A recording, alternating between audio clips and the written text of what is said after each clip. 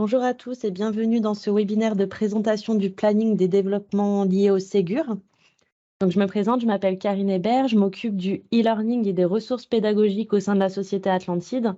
Et aujourd'hui, je suis accompagnée de Manon Potin et d'Aline Laplagne, qui sont chefs de produit acteurs et qui vont vous présenter la façon de travailler au niveau de notre service développement et qui vont également vous présenter la roadmap, le planning de développement Ségur prévu du coup pour ces prochains mois. Donc avant de commencer, quelques petits points. Donc dans une démarche continue de qualité, cette session est enregistrée. La session sera disponible en replay sur notre chaîne YouTube. Et n'hésitez pas à poser vos questions tout au long de cette session sur le chat. Je vais vous demander de couper vos micros si ce n'est déjà fait. Et du coup, nous y répondrons en fin de présentation. Un temps de questions-réponses sera effectivement prévu en fin de session pour qu'on puisse aborder toutes vos interrogations. Je vous souhaite une bonne session à tous. Alors, le plan de ce webinaire. Donc, en introduction, on va rappeler ce qu'est le Ségur de la santé. Ensuite, nous verrons notre façon de travailler au niveau de notre service de développement et notamment l'agilité, donc qui est notre moteur au niveau des développements. Ensuite, on passera sur une présentation de la roadmap du Ségur et ensuite, on abordera les prochaines étapes du Ségur. Donc, pour commencer, quelques petits rappels sur ce qu'est le Ségur de la santé. Donc, pour rappel, le Ségur de la santé a été annoncé par le gouvernement dans le cadre de la stratégie Ma Santé 2022. Il a deux ambitions principales que sont d'améliorer l'accès aux soins des patients tout en les rendant acteurs de leur santé et de faciliter la coordination des professionnels de santé. Tout ça dans un objectif commun qui est de donner accès, de fluidifier, de sécuriser et de favoriser les échanges et le partage de données de santé numérisées entre les professionnels de santé, mais aussi avec les patients. Donc, pour réaliser ces deux ambitions du Ségur, deux actions ont été menées par le gouvernement. Donc, la mise en place de la plateforme Mon Espace Santé, donc disponible pour l'ensemble des citoyens, et le passage des logiciels métiers vers des versions référencées Ségur. Donc, pour plus d'informations, vous avez des vidéos de présentation qui sont disponibles sur notre chaîne YouTube à Atlantide TV. Vous avez notamment une vidéo de présentation sur le Ségur et acteurs. Et vous avez également les replays des précédents webinaires. Vous avez notamment un webinaire sur la présentation du Ségur de la santé et de ses impacts sur acteurs qui a été réalisé en avril. Vous en avez également un sur la présentation de l'INS, l'Identité nationale de santé, disponible également sur notre chaîne YouTube. N'hésitez pas à les consulter pour avoir plus d'informations sur ces notions. Donc, acteur référencé Ségur, qu'est-ce que c'est? Donc, c'est une version qui va intégrer de nouvelles fonctionnalités qui vont reposer sur 4 services socles, les 4 services socles du Ségur. Ces 4 services socles sont l'amélioration de l'identitovigilance, avec l'intégration de l'INS, l'identifiant national de santé, et de l'application carte vitale, l'APCV. Ça va être un socle d'amélioration de la communication avec l'intégration de la messagerie sécurisée de santé, un socle d'amélioration du partage de données avec l'intégration du DMP et de l'e-prescription, et un socle sur l'amélioration de la sécurisation de la connexion avec l'intégration de ProSanté Connect.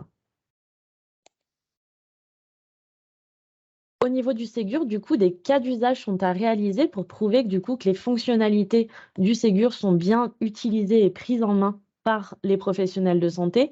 Donc, il y a 3 cas d'usage à réaliser. Donc, le premier cas d'usage est l'envoi de 10 documents de santé par messagerie sécurisée de santé vers d'autres professionnels de santé avec une INS qualifiée.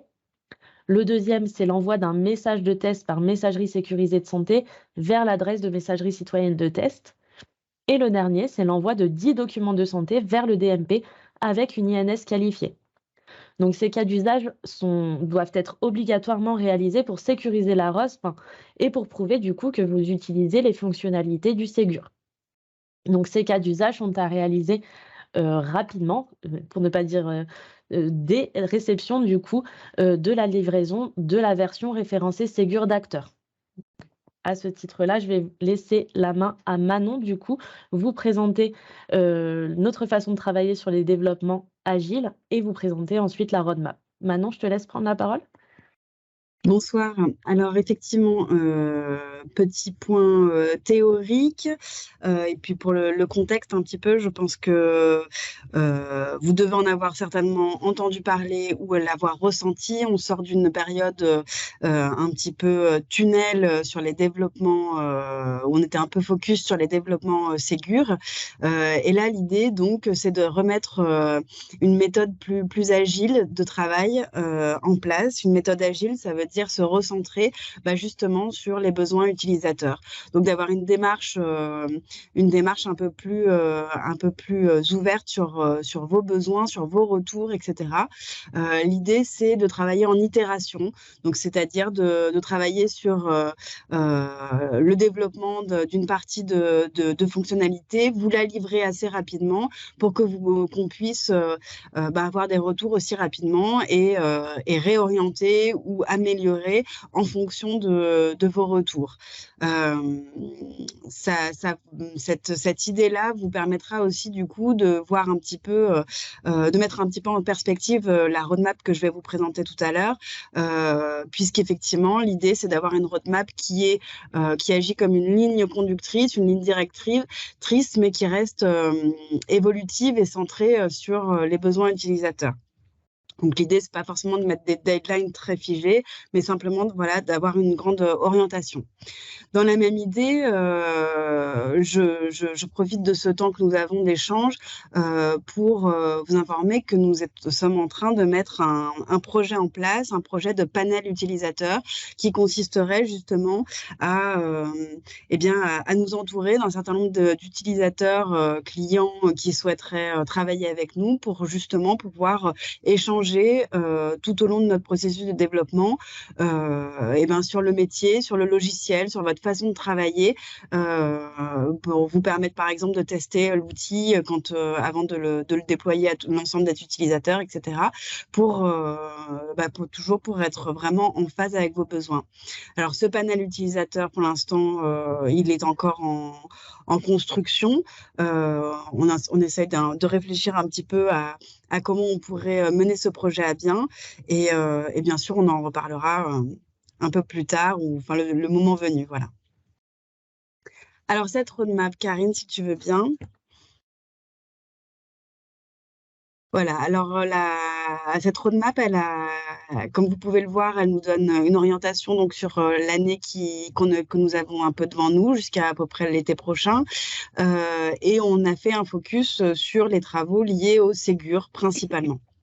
Et du coup, je vais laisser la parole à ma collègue Aline pour vous présenter la première ligne de cette roadmap. Oui, on t'entend. D'accord. Donc, bonjour à tous. Donc, au sein d'Atlantide, nous avons deux grosses équipes, deux équipes de développement. Donc, on a une équipe qui se mobilise pour développer les modules dans lesquels vous allez retrouver des fonctionnalités de la messagerie sécurisée de santé, le dossier médical partagé, l'INS et la e-prescription. Donc, ce sont vraiment les modules qui vont vous permettre de faire les cas d'usage au moment où vous serez en consultation avec vos patients. Donc, au niveau du développement, tel que Manon vous l'a présenté, on travaille de façon incrémentale dans le but d'avoir vos feedbacks. Donc, concernant la première étape de développement et la livraison qu'on va mettre en production bientôt, il s'agira de livrer la messagerie de santé sécurisée, les fonctionnalités de messagerie de santé sécurisée, les fonctionnalités du dossier médical partagé et de l'INS, avec un parcours d'usage simplifié de base, dans lesquels vous allez retrouver des fonctionnalités essentielles qui vont vous permettre de démarrer l'épreuve. Cette livraison sera suivie d'une période un peu pilote, en fait, où on va en fait travailler avec des utilisateurs pilotes qui vont la tester, qui vont l'utiliser et qui vont nous faire des feedbacks. Et suite à ça, on livrera dans la foulée, donc pareil, les 3 modules, mais avec un parcours facilité où tous les aspects beaucoup plus en fait ergonomie et intuitifs y seront ajoutés. On va procéder pareil ensuite, fin de l'automne, on va retravailler sur le volet de synthèse médicale, pareil, en développant un parcours socle, donc avec les fonctionnalités essentielles, qui seront testées par un groupe d'utilisateurs pilotes et qui sera ensuite incrémenté de nouvelles fonctionnalités et avec des parcours aussi plus facilités à la fin de l'hiver. En même temps qu'on livrera le volet de synthèse médicale, on travaillera également sur la e-prescription. Voilà, un parcours SOP tout d'abord et ensuite testé. Et ensuite, on livrera le parcours plus facilité. Voilà. Donc là, quand je parle, moi, de mon côté, de groupe d'utilisateurs pilotes, on n'est pas, enfin, il ne s'agit pas du club utilisateur dont Manon a parlé. Là, on va sélectionner 3 ou 4 ou 5 groupes d'utilisateurs, enfin, je ne sais pas à peu près combien, peut-être une dizaine d'utilisateurs. C'est vraiment pour tester très rapidement l'outil. Manon, ce dont elle vous a parlé, c'est plutôt des utilisateurs qu'on fera intervenir sur des questions peut-être de façon un peu plus ciblée aussi, sur des maquettes, en amont de la phase de livraison, par exemple, aussi, ou pour travailler avec nous sur les besoins métiers ou pour identifier toutes les problématiques que vous avez dans le cadre de vos fonctions. C'est tout bon pour moi maintenant. Merci Aline. Et du coup, alors effectivement, moi je vais intervenir sur la seconde ligne de cette roadmap, donc qui correspond au travail de la seconde équipe de développement dont parlait Aline. Donc nous, on est en train de finir l'aspect suivi Ségur, c'est-à-dire qu'on est en train de finir, on va vous livrer bientôt cet onglet qui va vous permettre de suivre l'avancement des cas d'usage dont on parle depuis tout à l'heure. Donc, il va vous donner un certain nombre de statistiques qui vous permettront de savoir si vous avez rempli l'objectif ou pas et où vous en êtes par rapport à ces cas d'usage. Ensuite, on enchaînera sur un travail lié à la facturation et on se mettra au niveau de la réglementation Sésame Vital 7. Alors, petite précision, c'est Sésame Vital 7 / AppCV, donc le socle de facturation qui va pouvoir accueillir après l'utilisation de cette application carte vitale, donc qui va suivre nos développements. Cette application carte vitale dont Karine vous parlait, qui est donc la digitalisation de la carte vitale via une application téléphone. Cette application, elle va être bientôt mise en service et l'idée, c'est évidemment que vous puissiez lire ce support vital via votre outil acteur. Donc, on va s'atteler à la tâche pour effectivement vous permettre d'avoir un parcours spécifique lié à cette application. Ensuite, on passera au printemps sur un module, sur une fonctionnalité qui s'appelle donc fil d'événements, qui va être un centre de notification qui vous permettra d'avoir centralisé dans votre outil acteur un certain nombre de notifications qui du coup vous faciliteront un petit peu la tâche de lecture et de prise d'information tout au long de votre journée de travail. Et puis on finira par les développements liés à ProSanté Connect, donc qui vous permettront, ProSanté Connect, qui est donc un système de connexion standardisé pour les professionnels de santé. Voilà. Donc, et cela, tout ça, ça va nous amener effectivement à l'été prochain, globalement. Voilà. Voilà un petit peu pour la roadmap. On va terminer cette partie sur cette présentation, sur la partie sur les prochaines étapes du Ségur, avant de vous laisser la parole et de pouvoir échanger avec vous. Donc, juste un petit récapitulatif du parcours Ségur. Donc, vous avez, pour la plupart ou pour tous d'ailleurs, signé votre bon de commande. Vous avez pu suivre des webinaires et vous en aurez encore, hein. Vous avez eu des webinaires de présentation générale du Ségur, un webinaire sur l'INS, celui-ci sur la roadmap, d'autres vont arriver. Vous serez invité à y participer par mail. Ensuite, vous allez pouvoir débuter votre parcours de formation qui se fera intégralement en e-learning. Et ensuite, du coup, vous allez pouvoir assez rapidement, du coup, découvrir la mise à jour Ségur. Et ensuite, du coup, poursuivre votre parcours de formation, développer votre usage, réaliser vos cas d'usage et ensuite être reconnu comme Ségur. Une petite présentation rapide du e-learning, du coup. Pour rappel, donc, le e-learning est disponible pour tous les utilisateurs et vous permet d'accéder à plusieurs cours, des cours de prérequis, de facturation, de télétransmission, dossier médical, de la facturation sur le lecteur également. Et du coup, très prochainement, à des cours sur le Ségur. Vous serez informé par une communication de la disponibilité de ces cours Ségur en e-learning et vous pourrez du coup vous connecter sur votre espace e-learning au niveau de votre espace abonné pour pouvoir bénéficier de cette formation.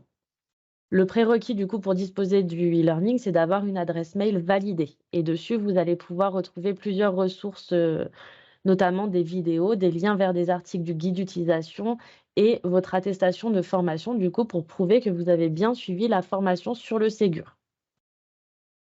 Voilà pour la partie e-learning. Si vous rencontrez la moindre difficulté pour vous connecter au e-learning, n'hésitez pas à contacter notre service support pour qu'on puisse vous dépanner rapidement. Voilà pour cette présentation. Je vous remercie pour votre attention et on va